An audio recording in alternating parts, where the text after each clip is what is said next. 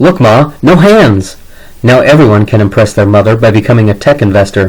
Thanks, Obama. The Hustle, Thursday, November 17, 2016. Brought to you by HubSpot. Welcome to the age of the armchair VC. On Tuesday, IndieGoGo launched equity crowdfunding, a platform that will allow entrepreneurs to offer backers an equity stake in their projects. In fact, it's officially gone live with 4 featured projects, ranging from a DC-based distillery to a music social media platform. Individual investments start at $100, and investment bank Microventures will handle all transactions and back-end investment logistics. The game has changed. Back in May, President Obama passed a new securities rule, part of the 2012 Jobs Act, that allows ordinary people to risk $2,000 a year or more backing private companies. Previously, only accredited investors, people with an annual income of more than $200,000 or a net worth of at least $1 million, were allowed to play that game. We needed this in the worst way. Thanks to the rise in crowdfunding platforms, companies like Pebble and Oculus raised millions of dollars from eager customers that believed in their vision. Only problem was that the second those companies raised money from legit investors, crowdfunders were shut out, leaving the venture capitalists and angel investors to reap the rewards. In a lot of ways, this levels the playing field, said IndieGoGo's CEO David Mandelbrot. This was one of the few areas of the law where citizens were treated differently based on the amount of wealth that they have. Kickstarter was the sick burn. According to Kickstarter spokesman Justin Kazmark, IndieGoGo's primary competitor wants no part of this money-motivated game. The purpose of creativity is not to become an investment vehicle, he said. When creative projects escape the need to generate profit, the result is a more vibrant and diverse culture. We're more focused on a richer culture than richer investors. Twitter, Facebook. Fair point, J-Kaz. Fair point. Professors are making bank on big mergers. In the midst of AT&T and Time Warner's $85 billion merger, ProPublica published an expose of the economic consulting industry showing how some professors are cheating the system. Turns out professors who specialize in antitrust at prestigious universities are getting huge paychecks from corporations to produce objective economic analysis. Take Dennis Carlton, economist at University of Chicago, who charges $1,350 an hour to forecast the impact of mega mergers. Those are some pricey office hours. Wait, how does a merger happen? We always assumed it was some kind of corporate Thunderdome. 2 companies enter, 1 company leaves. In reality, most mergers never see the courtroom, but for a large merger, over $78 million to be approved, the companies have to make a case to the Federal Trade Commission, FTC, that the deal won't raise prices or limit product offerings. Then, each side hires a team of experts, like Carlton, to produce mathematical models in favor of or against the merger. The court weighs each side and, more often than not, the merger proceeds as planned. To put it in perspective, the government only challenged 7 out of 10,250 mergers in 2015. Back to the bookworms. Here's the problem. Economists aren't held publicly accountable for their predictions like they are for academic research, and once a merger is completed, there's no review process to track whether any of their prophecies came true. Plus, the reports aren't publicly available, and if a company requests to seal the information, the government can't access them either. As a result, there's way more incentive for economists to draw conclusions in favor of the person paying them than to make accurate predictions. And that's exactly what they're doing.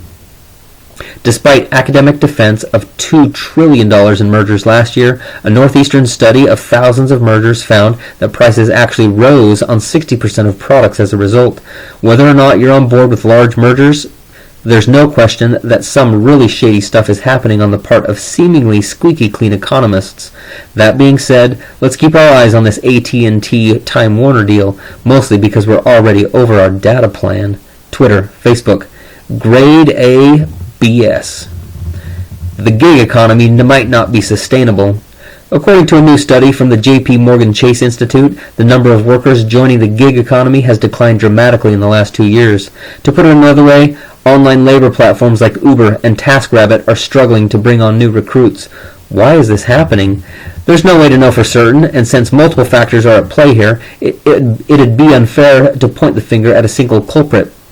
However, dwindling paychecks deserve a lot of the blame. Average monthly earnings for workers have decreased by 6% since 2014, and taking workers for granted isn't helping. Look, the gig economy has essentially become a code word for get the cheapest labor possible. Most companies don't care about their workers. Many don't even consider them actual employees. As a result of that mindset, companies frequently drop prices to compete for customers and pass those losses along to workers. With that in mind, is anyone surprised that this is happening? You can't treat human beings like commodities and expect the flow of new faces to continue at the same pace. More bad news. There's a ton of churn. The same study also found that more than half of online labor employees quit within a year, which is rather high. For reference, the median length of employment in a traditional job is around 4 years. Perhaps this would be less of a problem if the Ubers of the world provided actual opportunities for career development. And didn't you know? Cut wages in the name of growth. Anyway, off to grab a lift to take me to the Airbnb I rented for the night. You guys got any Postmates recommendations? Twitter, Facebook, open to Sprig too. Electric cars now required to make vroom noises. U.S. National Highway Traffic Safety Administration, NHTSA, has issued a rule that all electric and hybrid cars will be required to make an audible noise when traveling at speeds under 19 miles per hour, because apparently the future was looking a little too awesome. The Quiet Car Act aims to protect pedestrians from cars they can't hear, which the NHTSA estimates will prevent 2,400 injuries per year. Really? What kind of noises are we talking here? So far, there are no guidelines as to what this noise has to sound like, but manufacturers have until September 1st, 2019 to come up with a creative solution.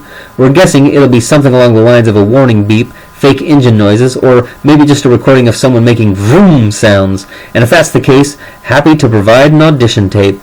A great disturbance in the force.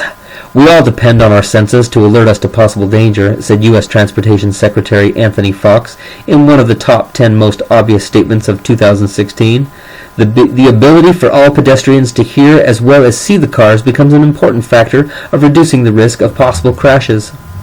All right, maybe we can be behind that, but we're also sensing the collective sigh of electric car makers everywhere. Twitter, Facebook, sad beep. Things you should buy. Print, $150. It's a phone case that prints your photos right then and there. You can send your photos as magical postcards that move when you look at them through your phone. Just in time for the holidays.